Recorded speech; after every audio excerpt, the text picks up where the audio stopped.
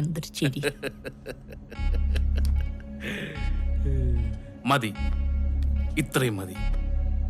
ഇപ്പൊ പൊട്ടിയത് തിരുവനന്തപുരം ഡിപ്പോയുടെ 4 വണ്ടിയുടെ ചില്ല് മാത്രമല്ല, പിന്നെ ഇതിനിടയിൽ നീ വേറെ പോയി പൊട്ടിച്ച?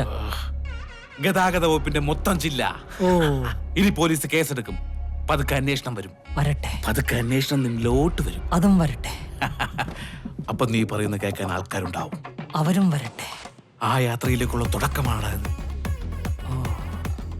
ഞാൻ എന്തിനും റെഡിയാണ്. എന്തിനും. ഞാൻ അത്രക്കില്ല. I am ready. കൂടെ ഉണ്ട് ഞാൻ.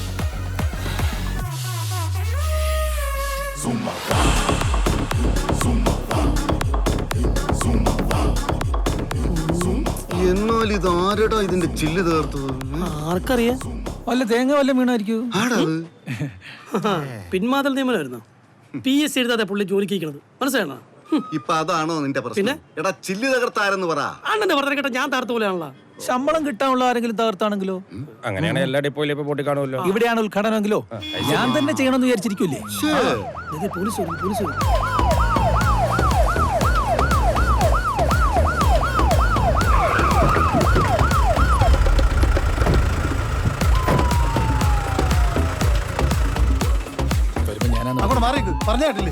നമസ്കാരം സാറേ.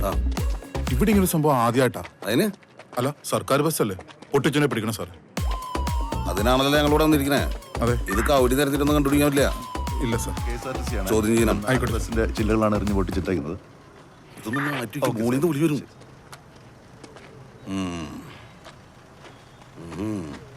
ആരാ ചില്ല് പൊട്ടിച്ചേ? ബഹുവചനം വേണ്ട.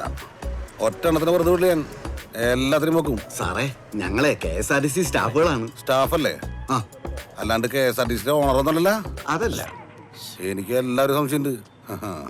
പുള്ളിക്ക് സ്വന്തം ഭാര്യ ഒരു സംശയമുള്ള ആളാണ് സാർ. ചില്ല്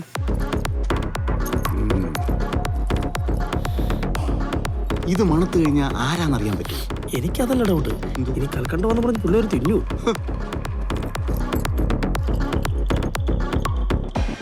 പിന്നെ ഞാൻ പറഞ്ഞില്ലേ തിന്നു. കൂട്ടും. ഈ ചില്ല് പൊട്ടിച്ചവനെ മണിച്ചിത്രായിട്ട് പൂട്ടും. എറിഞ്ഞവനും പൂട്ടും, കൂട്ടുന്നവനും പൂട്ടും, കൈവലം കിട്ട് പൂട്ടും.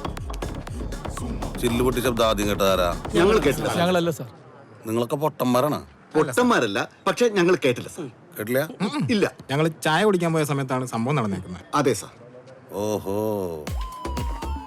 പ്രതിക്ക് കൃത്യം ചെയ്യാൻ അവസരം ഒരുക്കി നിങ്ങൾ ഒരുമിച്ച് ഇവിടുന്ന് മാറി കൊടുത്തു ഞാൻ പറഞ്ഞാൽ സാറിനെതിരെ ഞങ്ങൾ പരാതി കൊടുക്കും. കൊടുക്ക് സാർ.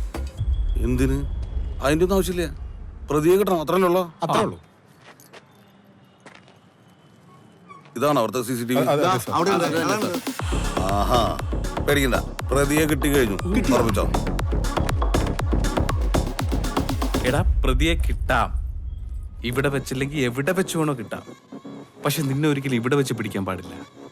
നിന്നെ നാട്ടുകാരെ മുന്നിട്ട് പിടിക്കണം. അത് എന്തിനാണ്? എടാ കോപ്പെ, നിന്നെ ഇവിടെ ഇട്ട് പിടിച്ചാൽ ആരറിയാൻ? ചാനലിൽ കൂടെ ആൾക്കാരെ അറിയില്ലേ? എടാ, നീ നാറിയത് നിന്റെ നാട്ടുകാരെ മുന്നിലല്ലേ? അപ്പം നമ്മൾ ഇവിടെ വെച്ച് പിടികൊടുത്ത ഒരു ഗുമ്മ് കാണൂല. നാട്ടുകാരുടെ മുന്നിലൊക്കെ ആകുമ്പോഴത്തേക്ക് ആ ഒരു ഇമ്പാക്റ്റ് ഒക്കെ കിട്ടി. ഒരു രക്ഷ. അത് വേണ്ടേ?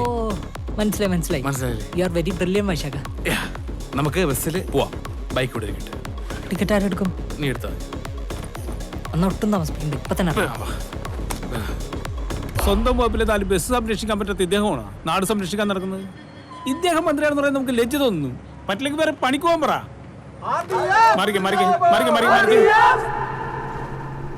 വൈശാഖ, നിന്റെ എക്സ്പീരിയൻസിൽ ഈ റിമാൻഡ് എത്ര ദിവസം വരും? 14 days. ഓ, അപ്പൊ 14 ദിവസത്തെ ഡ്രസ്സ് നമ്മൾ കരുതിയാൽ മതിയില്ലേ? കളർ ഡ്രസ് ഇടാൻ പറ്റുമോ? നീ എന്താ ട്രിപ്പ് പോണ അവിടെ? ജീവിതം തന്നെ ട്രിപ്പല്ലേ വൈശാഖ? എൻജോയ്.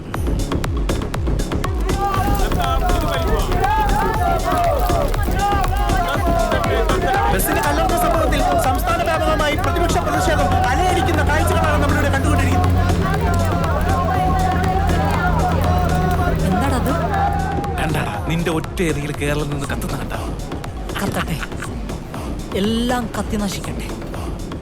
ചരിത്രത്തിൽ നമ്മൾ 2 പേരുടെ പേരുകളും രേഖപ്പെടുത്തണം. നിന്റെ പേരും അതെ, ഞാൻ നിന്റെ കൂടെ ഉണ്ട്. ഇല്ല, നിന്റെ പേരുണ്ട്.